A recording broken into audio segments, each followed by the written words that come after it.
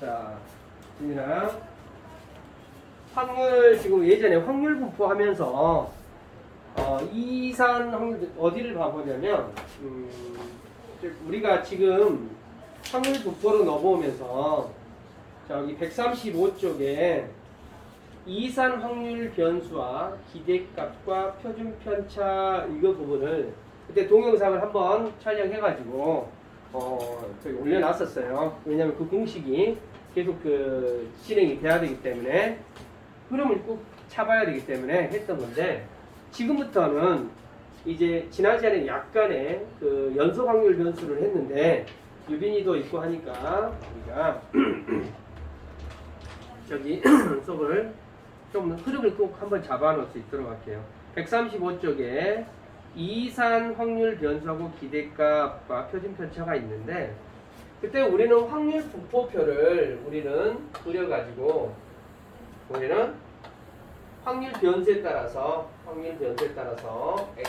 xn 있다면 x1, x2, x3, xn까지 이렇게 있어가지고 우리는 확률의 종합은 그때 우리는 p1, p2, p3, pn 이런 확률 분포표가 있다라고 하면, 이런 상황에서 우리는 뭐 확률의 종합은 어차피 1이 될 거고요.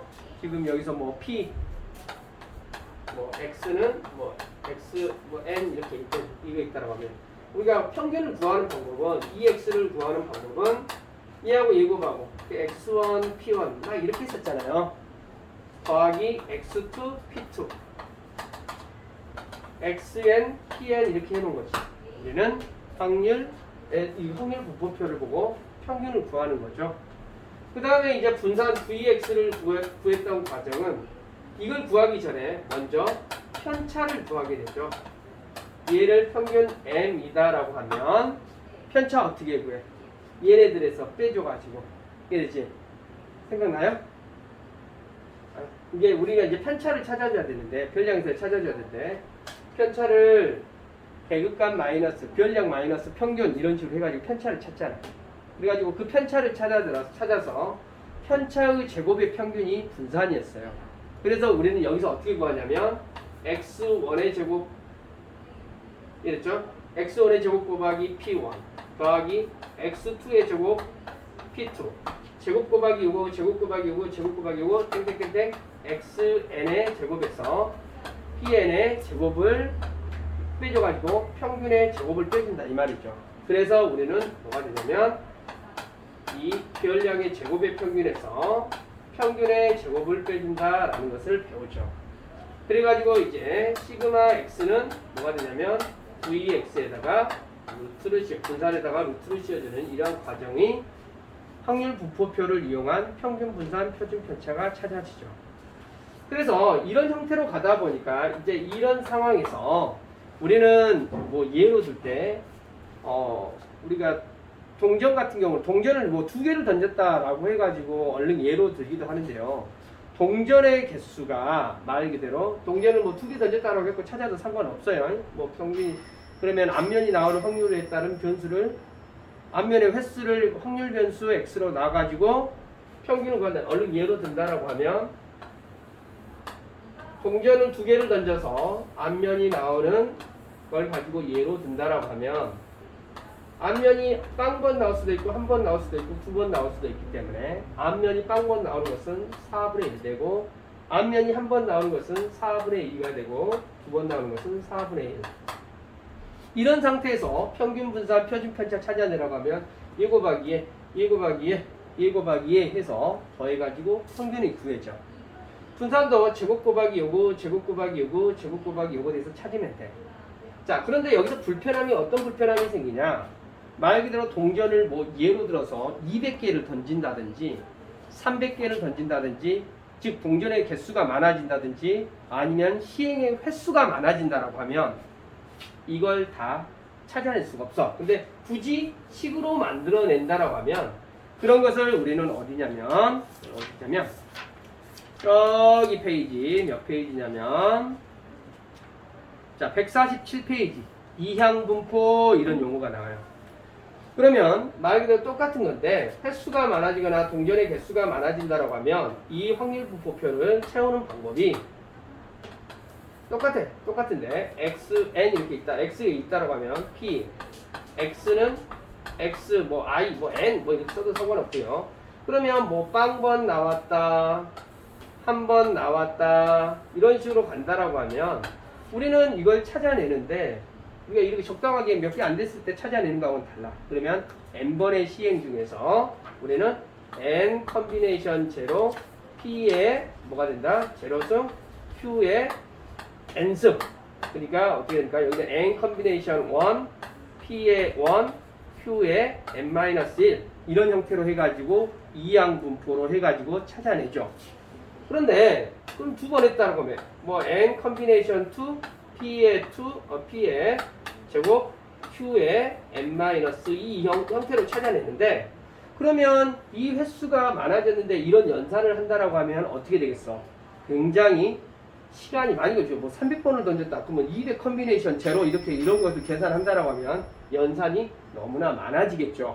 여기까지는 이해되는데 그래서 이제 수학자들이 찾아내는 것이 이런 상태에서 B는 NP를 따른다 라고 해가지고 오케이?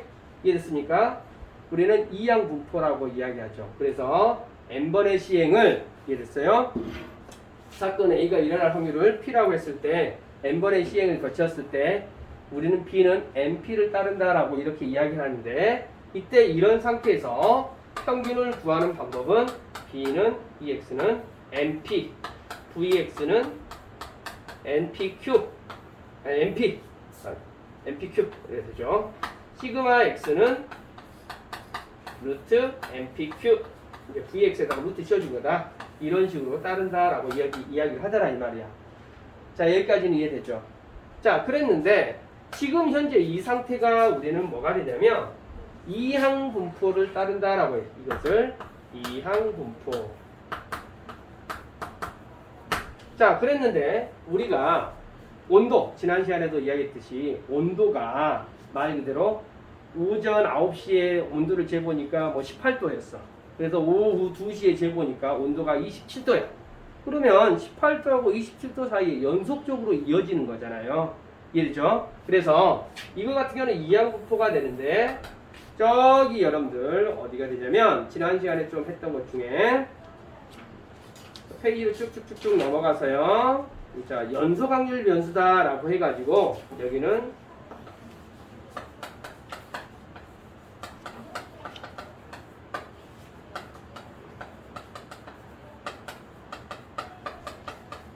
자 연속 확률 변수 같은 경우는 말 그대로 끊임없이 연속적으로 이어지는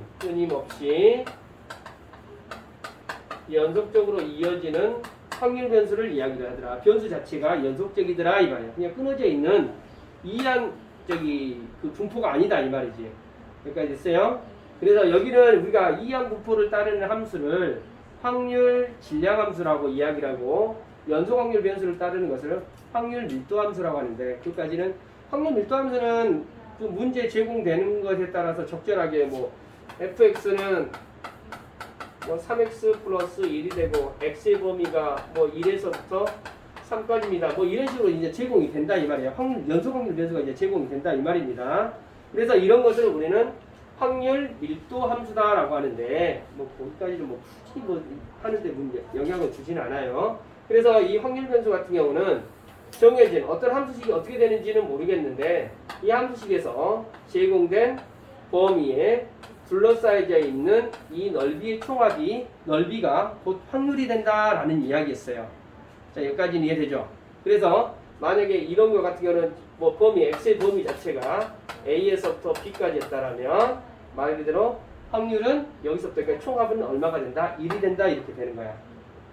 이런 것 같은 경우는 말 그대로 p, 말 그대로 x가 1에서부터 5까지 이렇게 있다라고 하면 이항 분포 같은 경우는 p, x는 1 더하기 p, x는 2 더하기 p, x는 3 뭐 이런 식으로 해갖고 찾아내잖아. p, x는 5 이렇게까지 더하잖아요.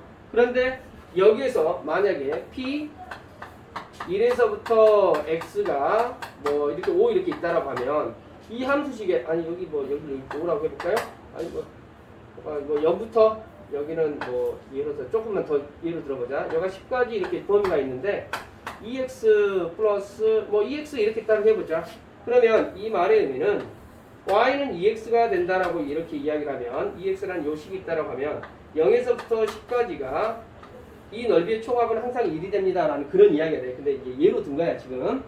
그랬는데 지금 여기서 이 확률을 찾아내라고 하면 1부터 5까지 플러스 이 부분의 넓이를 찾아내세요 이런 의미야 한마디로. 언니야 이해됐죠? 자 이런 식으로 했던 것이 이제 이런 식으로 하는 것이 연속 확률 변수가 되겠다 이런 의미입니다. 그래서 저기 157페이지 이제 설명했던 것이 그런 이야기가 되겠고요. 그래서 확률 밀도 함수는 문제 제공되는 거에 따라서 적절하게 제공이 된다는 겁니다. 그래서 159, 쭉 160, 161 뭐 쭉쭉쭉 다 했던 거고요. 자 오늘은 여러분들 저 봐보면 정규 분포 이것들을 포함해서 혹시 언니야 이쪽으로 바깥으로 나가면 정규 분포 바깥으로 나가니? 안 나가죠? 자, 안 나가면 여기는 크게 어려운 내용은 아니고 개념만 좀 잡아주고요. 개념만 잡아주고 표준 정규 분포 이해해서 166쪽이 좀 중요한 내용이 되니까 이제 정규 분포는 우리가 흐름 봐보면 여기가 이항 분포 따라왔고 연속 확률 변수에 따라서 이 정규 분포를 따른다. 이항 분포 다음에 정규 분포. 근데 이항 분포는 이산적인 확률에 대한 이야기가 되겠고요. 정규 분포는 연속 확률 변수를 기준으로 따라갑니다. 그러니까 164쪽에 조금 나와 있는 이야기가 그 확률 변수 해가지고 나와 있는 것이 책에 나와 있는 거 좀 써볼게요.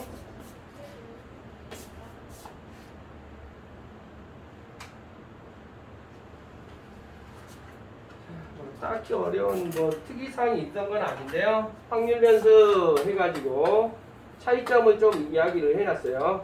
확률 변수에서 자 이산 확률 변수하고 자 연속 확률 변수가 있는데 이산 확률 변수 같은 경우는 뭐가 된다? B는 NP를 따른다 라고 이렇게 이야기를 한다. 그러니까 이항 분포를 따른다 라고 이야기를 해요.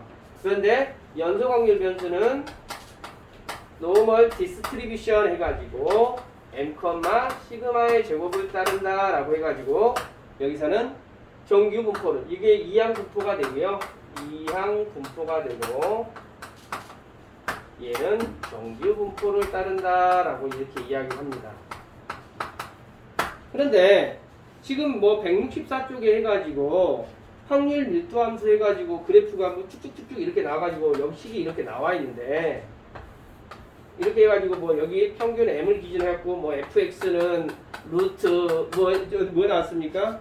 루트 2파이 어쩌고저쩌고 이렇게 나와 있는데 이건 여러분들 뭐 외우는 것도 아닙니다. 그냥 이런 함수식이 있는데 수학자들이 다 해놓은 거예요. 우리는 그걸 외우거나 그 함수식을 외울 필요까지는 없는 겁니다. 그런데 연속 확률 변수는 뭘 따르게 된다? 정규 분포를 따르게 된다. 이것은 평균을 기준으로 좌우 대칭이 되게끔 그래프가 그려지더라 라는 이야기야. 어차피 굳이 또 이야기하자면 이항 분포에서 여기가 나왔던 것도 확률 분포표에서 봐봐. 확률 분포표에서 확률이 몇 개 안 됐더니 이렇게 찾으면 되는데 횟수가 많아지면 많아지니까 어떻게 돼요? 이 평균 분산 표준 편차 못 찾아내니까 B는 NP를 따른다, 이항 분포를 따른다 해가지고 평균 분산 표준 편차를 이렇게 찾아냈다 이 말이야. 근데 그보다도 횟수가 더 많아져. 리미트 개념으로 되는 거야. 완전히 엄청나게 많아지니까 이때는 우리는 어때요? 정규 분포를 따른다 라고 이렇게 이야기를 합니다. 오케이. 자, 그래서 우리가 164쪽에 정규 분포의 확률 밀도 함수 이 그래프의 성질이 있는데요. 어차피 이 그래프의 한 가운데 평균을 기준으로 좌우 대칭이 됩니다. 잘 봐. 정규 분포 곡선의 특징 이렇게 나와 있어요. 정규 분포 곡선의 특징 뭐가 나 있습니까? 평균을 기준으로 x는 m을 기준으로 좌우 대칭이 되고 대칭이 되는 중모양 형태입니다. 그리고 우리가 이제 평균 분산 표준 편차를 찾아내는데요. 잘 들어봐봐.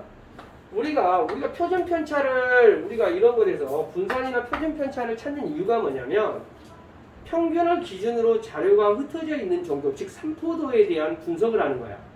그러니까 어떤 뭐 예를 들어서 수능을 보든 아니면 뭐 예를 들어서 대한민국의 뭐 고등학교 3학년의 평균치를 구한다라고 이렇게 한다라고 했을 때 그런 것에 어떤 엄청나게 자료가 많잖아요. 그 자료가 많은데 나는 뭐 예를 들어서 또 뭔 이야기를 해볼까? 예를 들어서 뭐 서울 강남에서 있는 뭐 그 예를 들어서 꼭 그런 건 아니지만 서울 강남에 있는 뭐 학생들의 평균 성적 뭐 중간고사를 봤을 때 그냥 모의고사를 봤을 때 그렇게 간단하게 봐볼게. 예를 들어서 아주 이제 좀 시골 동네에서 전국 모의고사를 봐서 꼭 시골 동네가 여러분 점수가 낮게 나온다는 건 아닙니다. 꼭 서울 강남이라고 해서 점수가 굉장히 더 잘 나오고 그런 것은 아니에요. 근데 이제 얼른 예로 들자면 그 자료가 내가 어떻게 하다 보니까 서울에 내가 예를 들어서 1000명이 있는 데서 뭐 600등을 해가지고 그 아이들의 성적 분포 상태 내가 서울 강남에서 1000명이 있는 데서 한 내가 600등을 해가지고 점수 분포 상태 그러면 누가 더 잘했는가 단순하게 평균만 가지고 자료를 비교할 수는 없더라 이 말이야. 그래서 이 자료가 흩어져 난이도라든지 아이들의 성적이 어떤 상황에 있는지 그리고 하여튼 비교 대상을 하겠다 이런 의미예요. 자, 뭐 최대값을 갖는다. 그리고 나와있는데 어차피 넓이의 총합은 어차피 확률의 총합이 되니까 총합은 얼마가 된다? 총합은 1이 된다라는 겁니다. 우리 정신 차리자. 자, 그 다음에 뭐 여러분들 그 165쪽에 이 확률 밀도 함수 이 그래프를 보고 아니야, 여기 봐봐. 그래프를 보고 이 그래프를 보고 분석하는 건데요. 이제 봐봐. 선생님이 이야기하고 싶은 것이 이 평균을 기준으로 이렇게 돼 있을 때 이게 평균이 m이 되는데 자 만약에 이렇게 된 그래프가 있다라고 하면 평균을 기준으로 몰려 있는 거야. 그러면 여기서는 어떻게 되냐면 시그마 값이 즉 표준 편차가 작은 겁니다. 표준 편차가 작을수록 평균을 기준으로 많이 몰려 있는 거야. 요건 이해됐습니까? 그러면 이 그래프하고 요 그래프를 다시 한번 분석을 이야기를 해보면 평균을 기준으로 많이 몰려져 있고요. 평균을 기준으로 많이 흩어져 있는 정도야. 그러니까 여기서는 시그마 값이 작고 여기서는 시그마 값이 어땠나? 크다라고 이렇게 이야기할 수가 있어요. 그리고 여러분 평균에 따라서 평균이 높으면 높을수록 이쪽으로 올라가면 올라갈수록 요런 그래프가 있다라고 하면 평균은 얘가 평균 M1이라고 하고 얘가 M2라고 한다면 평균이 이쪽이 더 크고 그 다음에 평균을 기준으로 흩어져 있는 정도는 동일하다라고 보는 거예요. 요건 이해돼야하는데 지금 평균이 같을 때 지금 이 흩어져 있는 이 곡선의 높이는 같은데 평균이 다를 때는 이쪽이 공부를 조금 더 잘한다. 뭐 예를 들어서 중간고사를 보고 나서 어떤 두 집단의 자료 상태를 비교를 했다라고 하면 이렇게 됐어요? 여기가 좀 더 평균이 높으니까 잘했다라고 볼 수가 있겠죠. 정신 차리지 않냐? 자, 그런 의미가 된다라는 거. 자, 이해됐죠? 자, 그런 의미가 되겠어요. 그래서 정규 분포 곡선은 자, 우리가 지금 저기 처음부터 확률 분포에서 지민아 여기까지 정규 분포까지 이항 분포 거쳐서 정규 분포 거쳐가지고 여기까지 쫓아온 거 흐름은 여기까지는 이해되죠? 자, 그랬는데 이제 우리가 이 다음에 배울 내용이 표준 정규 분포라는 표준화를 시켜주는 그러한 과정이 있거든. 자, 표준화를 시켜야 되는 그러한 과정을 하는 것은 동영상을 여기서 스톱을 시키고 다음 동영상에서 이야기할 수 있도록 하겠습니다.